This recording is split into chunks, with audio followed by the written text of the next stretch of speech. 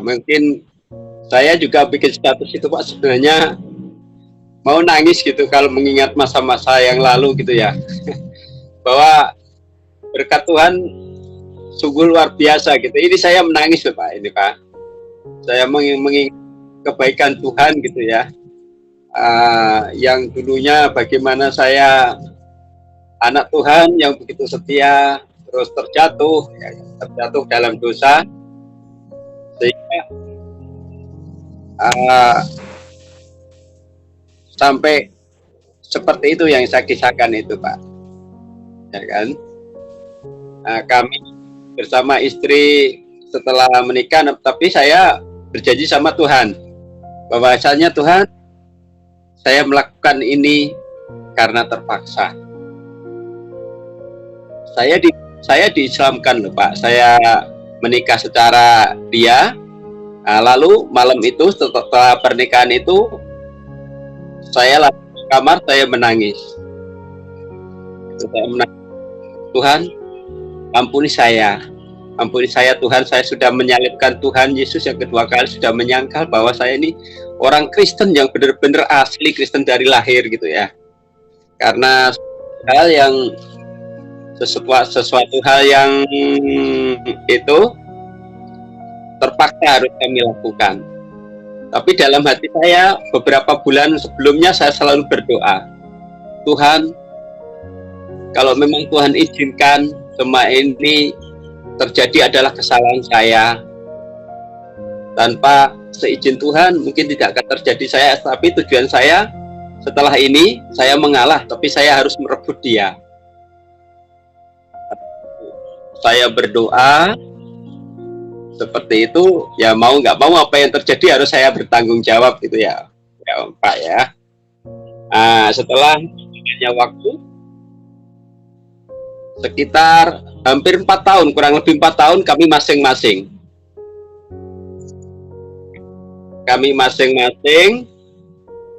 istri ya tetap di agamanya, saya ke gereja. Pada suatu saat yang saya kisahkan ini, istri saya bermimpi malam itu. Istri saya bermimpi ya, katanya dia kayaknya ditarik-tarik kayak setan-setan itu mau dimasukin ke neraka gitu kan, mau dimasukin. Setelah itu kata istri saya, ada Tuhan Yesus datang, dia lihat sama setan-setan itu ya, atau malaikat-malaikat yang mau memasukkan dia ke itu, ke neraka. Namun tiba-tiba Tuhan datang, dia tarik istri saya, tarik tangan istri saya, dia katakan, jangan kau apa-apakan, ini anakku. Setelah itu istri saya dituntun, dibawa ke suatu tempat, kata istri saya, sangat indah sekali. Dia bilang, sampai ke surga, kamu mau saya ajak ke surga, dia bilang kan gitu, kamu anakku yang kukasihi. Setelah di sana itu katanya air itu mengalir seperti susu, jadi orang-orang kalau mau minum susu tinggal nyeduk air, makanan buah apa aja tinggal metik, ramai katanya seperti itu.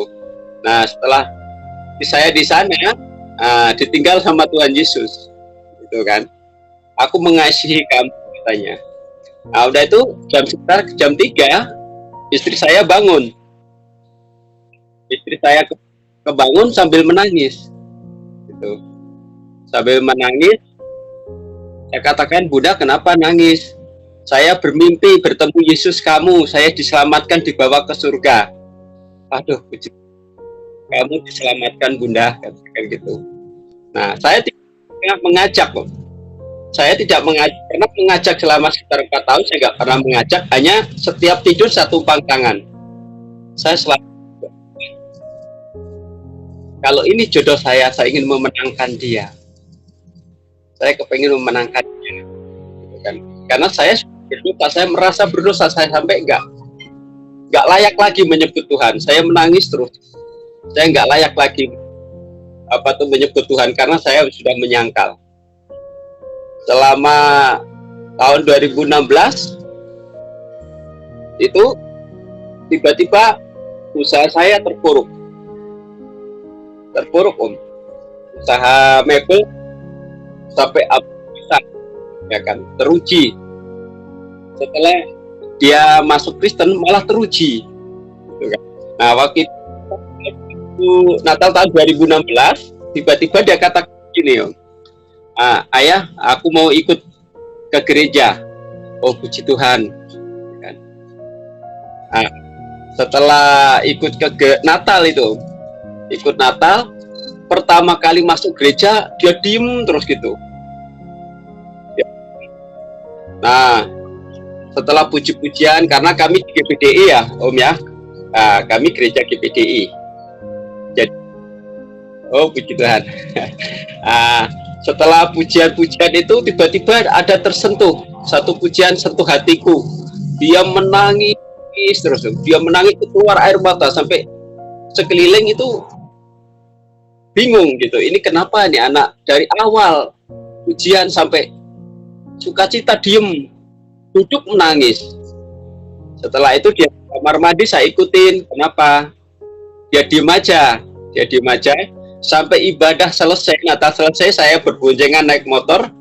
Saya tanyakan Bunda nyesel ikut ke gereja? Dia bilang, saya nggak nyesel, saya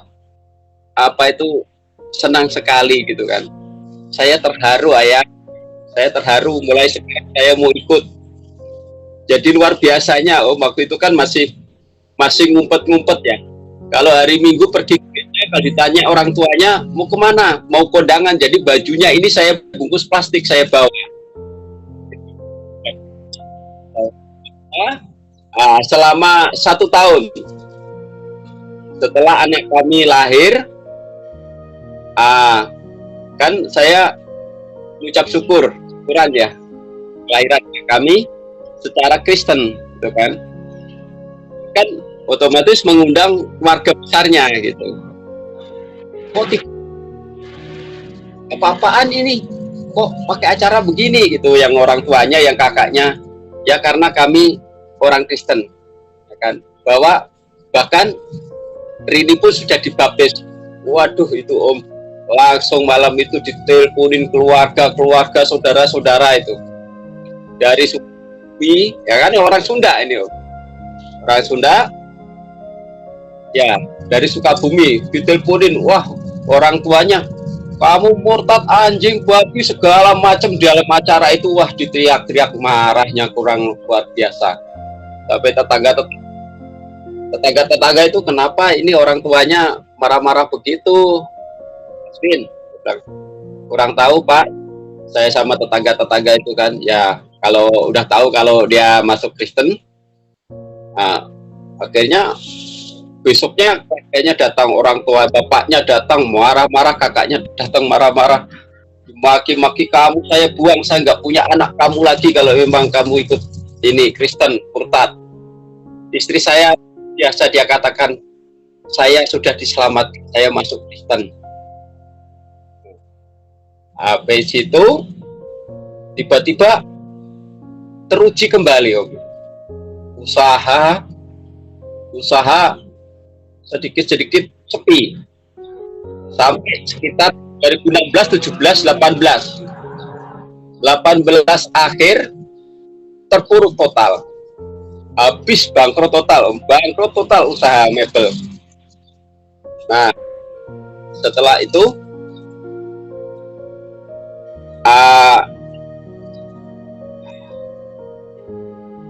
memang agak takut ya Om, kalau mengingat masa lalu saya itu agak sakit sekali gitu ya, sampai kontrakan rumah itu nggak bisa bayar, tempat usaha nggak bisa lagi. Akhirnya yang ada sudah kami lelang, nggak bisa usaha lagi. Dan karena ekonomi, karena istri kami memang sangat muda, masih muda sekali waktu itu, umurnya kan kelahiran 97, jadi belum bisa menerima kenyataan yang tadinya banyak uang, terus apa-apa berkecukupan, ternyata setelah itu habis, ya kan? Dengan ketidaksiapan, saya minta pulang. Ya, saya pun pulang. Saya pun pulang, Om. Itu menjual kalung istri saya seharga 1 juta. Saya bagi dua, buat dia 500 untuk pulang ke orang tuanya, saya 500.000 saya bawa pulang ke Jawa. Waktu itu kami dalam keadaan sakit, anak saya lagi sakit juga di bis, di dalam yang ke Jepara, nangis terus dalam bis itu.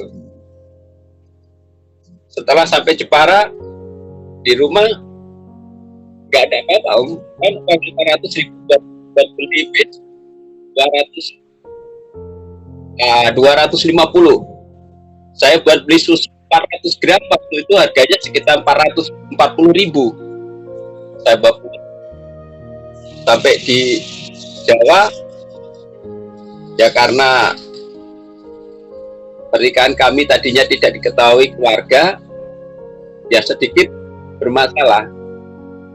Saya kata, Tuhan, kalau memang Tuhan tidak mampukan memberi kemampuan saya pasrah, Om. Apapun yang terjadi, Tuhan yang terbaik buat hidup saya. Tapi saya, Tuhan, supaya anak saya yang saya bawa ini menjadi anak yang sukses. Lalu saya punya ide, tiba-tiba dari bank menawarkan saya, dikatakan, Pak, angsuran Bapak tinggal 3 bulan lagi, apa mau dicairkan lagi? Dia katakan seperti itu. Saya pikir, oh mungkin, saya selalu berdoa, Tuhan, kalau memang ini jalan yang terbaik bagi saya, bagi rumah tangga saya dan buat usaha saya akan ambil. Waktu itu saya dicarikan dana 20 juta, ya kan? Saya berdoa, Tuhan, uang ini kalau saya buat kembali usaha, saya minta kepada Tuhan, buatlah saya berhasil dengan uang ini. Lalu saya tanggal 31 Desember, waktu itu kan saya kembali kan awal Desember ya, Om, ya, karena Natal ya. Nah, karena Natal saya pulang lebih awal, sekitar tanggal muda, akhir bulan. Puji Tuhan, saya dicairkan dana dari BRI itu, ditawarin sama orang BRI itu tanpa kesulitan. Sebelum tanggal 23, Bapak memberikan uang, katanya. Oh puji Tuhan, setelah itu saya oke aja, karena memang saya sangat butuh sekali, gitu kan. Saya butuh sekali. Saya dicarikan 20 juta. Lalu tanggal 31 saya berdoa, Tuhan, kalau Tuhan izinkan, kami akan kembali lagi ke Bogor untuk usaha. Sampai di Bogor waktu itu tanggal 30, Om, karena tanggal 31 malam tahun barunya kami sudah ada di sini. Saya temuin gimana? Bukan, tahun 2018. Tahun 2018 itu kan terpuruk, Om. Akhir tahun saya dapat cairan dana. 2016 sampai 2018 ini habis total. Usaha habis, apa-apa sampai kejual. Akhirnya akhir 2018 tanggal 30 saya datang ke sini, saya samperin istri saya. Semudah itu, Om.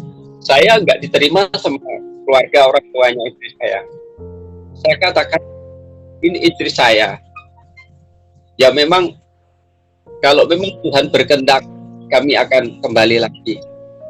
Saya bilang gitu. Katakan sama istri saya, demi anak-anak, kalau kamu mau ikut saya, ayo. Kalau tidak mau ya apa boleh dibuat. Saya cari kontrakan, lalu dapat kontrakan kecil. Nah, saya katakan, ayo ini aku dapat kontrakan. Kita, kalau kamu mau ikut, ayo. Kami tidak punya apa-apa. Yang lalu habis kedua total. Datang kontrak hanya 1 lembar kasur, Om. 1 lembar kasur, spraynya sarung.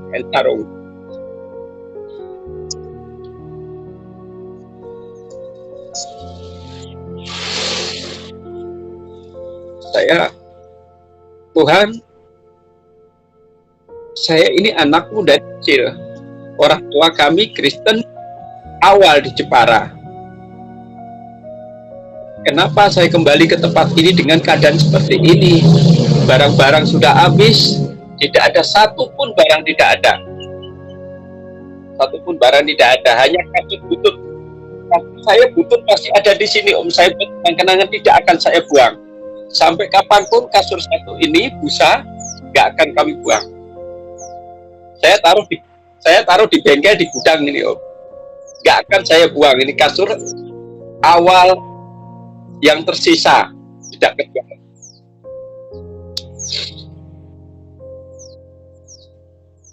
Puji Tuhan, tahun 2019 awal Januari saya dapat tempat usaha, dapat tempat kontrak untuk usaha. Percaya, Tuhan, kalau memang ini adalah kami untuk datang ke sini untuk bekerja kembali, usaha kembali, berkati kami Tuhan. Luar biasa, 2019 saya diberkati Tuhan luar biasa dengan usaha, dengan modal 20 juta. Saya buat ngontrak 7,5 juta setahun. Sisanya saya buat modal.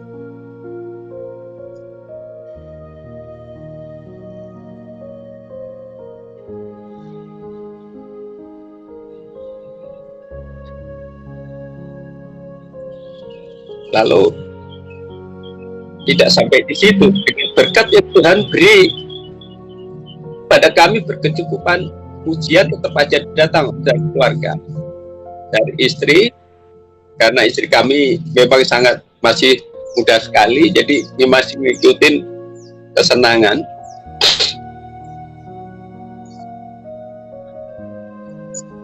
Ujian datang terus, tapi selalu berkata, Tuhan, kalau emang dia jodohku, dia milikku, kan kami kembali Tuhan. Lalu saya datang lagi ke rumah, saya katakan, ayo kita mulai baru, kita mulai dari nol lagi. Itu. Mulai rumah tangga baru, tidak punya apa-apa, satu pun nggak punya apa-apa. Kami yang tersisa cuman panci sama gelas 5 biji. Saya bawa sampai akhirnya saya tekuni usaha lagi dan Tuhan memberkati. Apapun yang aku kerjakan untuk kemuliaan Tuhan, saya katakan seperti itu. Akhirnya Tuhan memberkati kami, berkat banyak. Puji Tuhan, setiap saya berdoa, Tuhan, saya punya tabungan. Tuhan, saya tabung, saya punya keinginan untuk beli mobil. Namun pada 2021 saya nggak jadi beli mobil, karena istri saya hamil. Pada usia kehamilan 3 bulan, istri saya divonis kena hepatitis B. Ujian apalagi ini Tuhan. Selama ini Tuhan memberkati kami sedikit demi sedikit nabung, punya keinginan,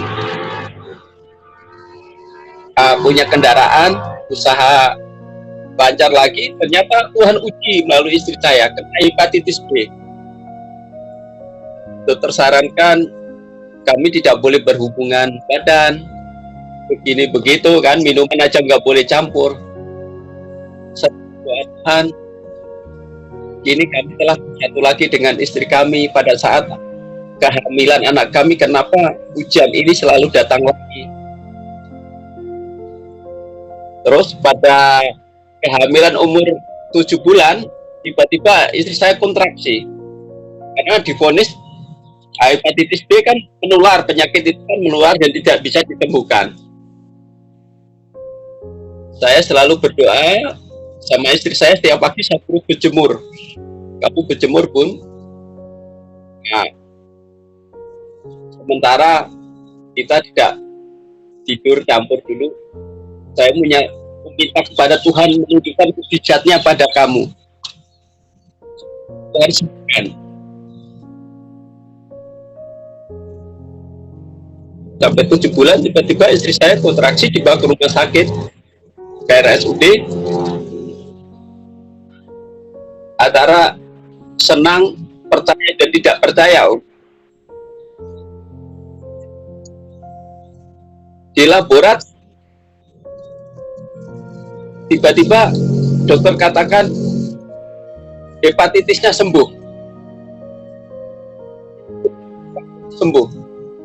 Tapi karena kelahirannya itu di bidan kami 3 bidan menolak. Bidan yang biasa periksa kami, anak kami lahir 1, yang pertama, yang kedua itu menolak. Karena bidan tidak mau menangani, harus ke rumah sakit, harus operasi. Pada saat umur 8 bulan, kami USG, yang kedua kali dia katakan, Bapak, ini plasentanya di bawah, katanya.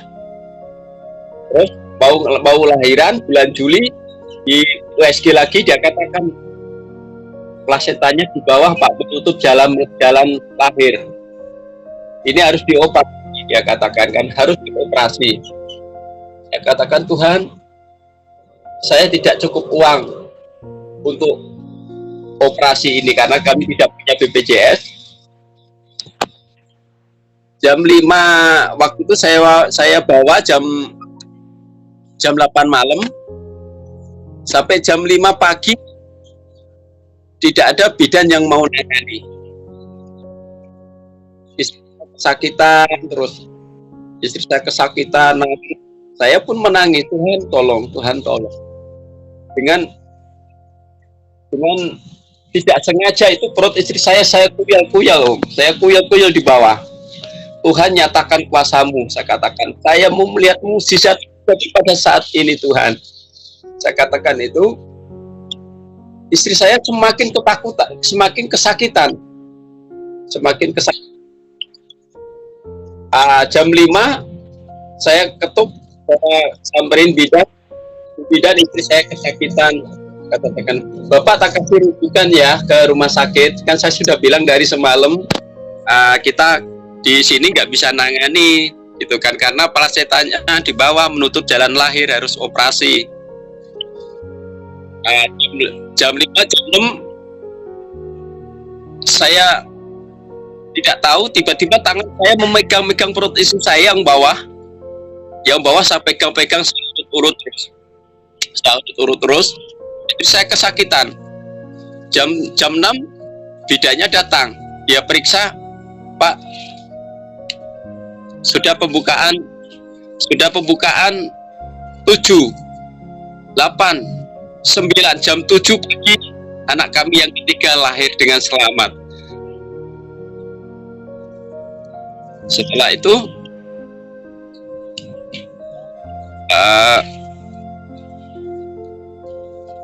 setelah anak kami lahir, kami periksa lagi ke dokter dengan istri kami, dan puji nama Tuhan, istri kami sembuh dari hepatitis B. Tidak ada penyakit kuning lagi, tidak ada hepatitis, sembuh total sampai sekarang, Om. Anak kami yang menurut pemeriksaan sebelumnya itu karena ibunya mengidap penyakit hepatitis D, itu katanya bisa berpengaruh ke anak. Tapi anak kami lahir sempurna, normal, tidak ada halangan apa-apa. Ya, setelah itu kami masih, memang tabungan kami tidak terlalu banyak. Saya katakan, Tuhan, ini hasil kerja saya selama 3 tahun di tempat ini. Kalau memang harus habis hari ini, gak apa-apa, yang penting anak dan istri saya selamat. Selamatkan, dan akhirnya puji nama Tuhan, keinginan kami punya mobil tercapai kemarin tahun 2022. Itulah, saya selalu berdoa kepada Tuhan. Mungkin ini seizin Tuhan, tiba-tiba tadi malam, karena keluarga kami kalau pulang, kami belum punya tempat tinggal, Om, di Jawa. Planning saya pada tahun ini, saya katakan, Tuhan, saya anakmu, masa saya nggak punya rumah?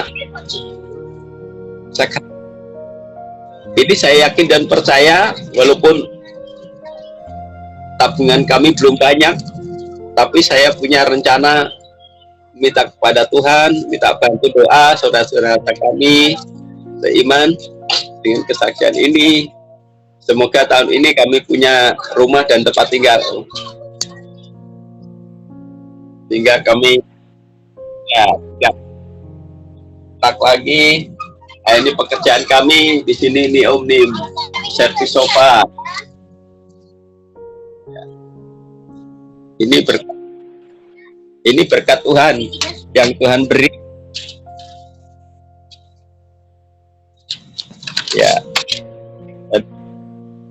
Ya, puji Tuhan. Ini kami baru melebar tempat usaha. Ini kami melebar tempat usaha. Saya bangun di depan lagi. Puji Tuhan. Inilah, Om, usaha jerih payah kami sampai saat